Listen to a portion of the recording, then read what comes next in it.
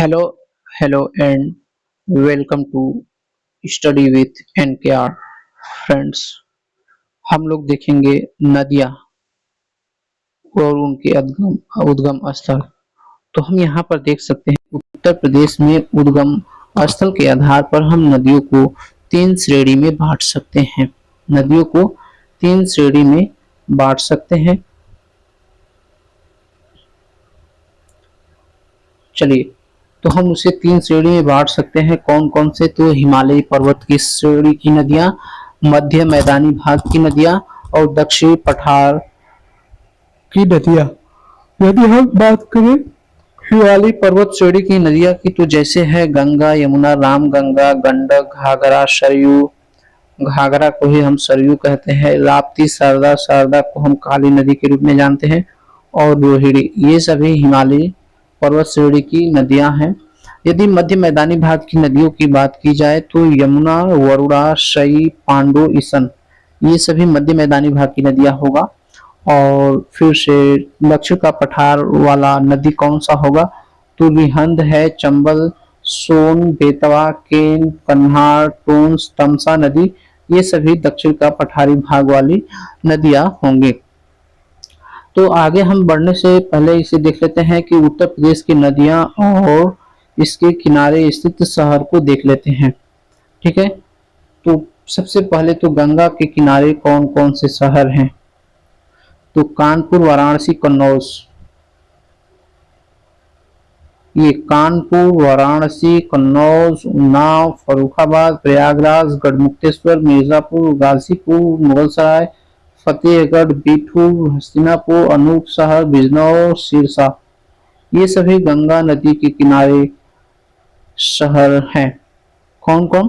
कानपुर, वाराणसी, कानपुर, कन्नौज, वाराणसी, उन्नाव, फर्रुखाबाद, गाजीपुर, मिर्जापुर, प्रयागराज, हस्तिनापुर, बिठूर, फतेहगढ़, सिरसा, बिजनौर, मुगल सराय।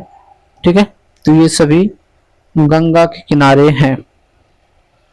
एक बार फिर से हम याद करने के तरीके से देखें तो कानपुर, कन्नौज, फर्रुखाबाद, फतेहगढ़, फर्रुखाबाद, फतेहगढ़, मिर्जापुर, मुगल सराय, प्रयागराज, गढ़मुक्तेश्वर, वाराणसी, गाजीपुर, उन्नाव, हस्तिनापुर, अनूपशहर, बिजनौर और सिरसा। यदि हम ये अब यमुना नदी के किनारे कौन कौन से हैं इसे हम देखें तो यमुना के किनारे हैं आगरा, इटावा, आगरा, मथुरा, इटावा, आगरा, मथुरा, इटावा, वृंदावन, कौशाम्बी, आगरा, मथुरा, इटावा, वृंदावन, कौशाम्बी, हमीरपुर, कौशाम्बी, हमीरपुर, कालपी, बटेश्वर, औरैया और प्रयागराज। तो प्रयागराज जो है ये गंगा के किनारे भी है और यमुना के भी किनारे है, ये दोनों देख लेंगे। गोमती है, गोमती लखनऊ, जौनपुर, सीतापुर, सुल्तानपुर। गोमती नदी जो है वो लखनऊ, सीतापुर, जौनपुर और सुल्तानपुर है। आगे है घाघरा, घाघरा सरयू। घाघरा जो है, घाघरा के किनारे जो बसा है वो है अयोध्या। सरयू, सरयू नदी के किनारे कौन है? तो प्रभु श्री राम है, अयोध्या।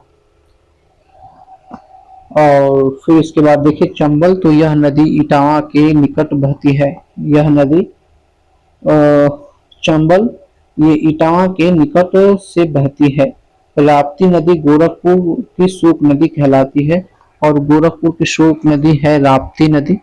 यह गोरखपुर, बहराइच, बस्ती, गोंडा, बलरामपुर से होकर के जाती है। गोरखपुर, बहराइच, बस्ती, गोंडा, बलरामपुर। यदि हम बेतवा बेतवा नदी की बात करें तो ये हमीरपुर से होकर के जाती है। बेतवा नदी हमीरपुर से होकर के जाती है। मंदाकिनी चित्रकूट से, मंदाकिनी चित्रकूट से जाती है। सोन नदी सोनभद्र से, सोन नदी सोनभद्र, मंदाकिनी चित्रकूट।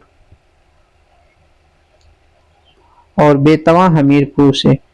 हिंडन नदी गाजियाबाद और नोएडा से। रामगंगा मुरादाबाद, रामपुर, बिजनौर, बदायूं से।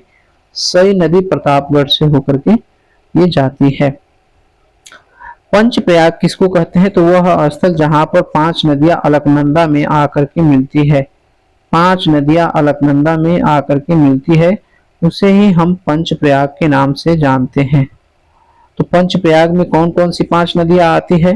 तो पंचप्रयाग में ये रुद्रदेव, कर्ण, नंदकर्ण, विष्णु,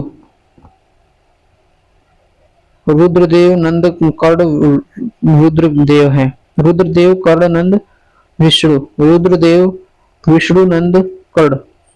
अब ये विष्णु प्रयाग कैसे बनता है? तो धौली गंगा अलकनंदा, इसमें देखेंगे तो पहला जो है अलकनंदा होता है, दूसरा मिलने वाली नदी अलकनंदा है। और विष्णु प्रयाग का निर्माण कैसे होता है? तो जब धौली गंगा मिलती है अलकनंदा से तो धौली धौली विष्णु हो जाती है। जब नंदाकिनी मिलती है तो नंद प्रयाग हो जाता है। पिंडार मिलता है तो ये कानों का पिंडार मिलता है तो कर्ण प्रयाग हो जाता है। और मंदाकिनी मिलती है तो रुद्र प्रयाग होता है। और भागीरथी जब अलकनंदा से मिल जाती है तो यह हो जाता है देव प्रयाग। क्या हो जाता है?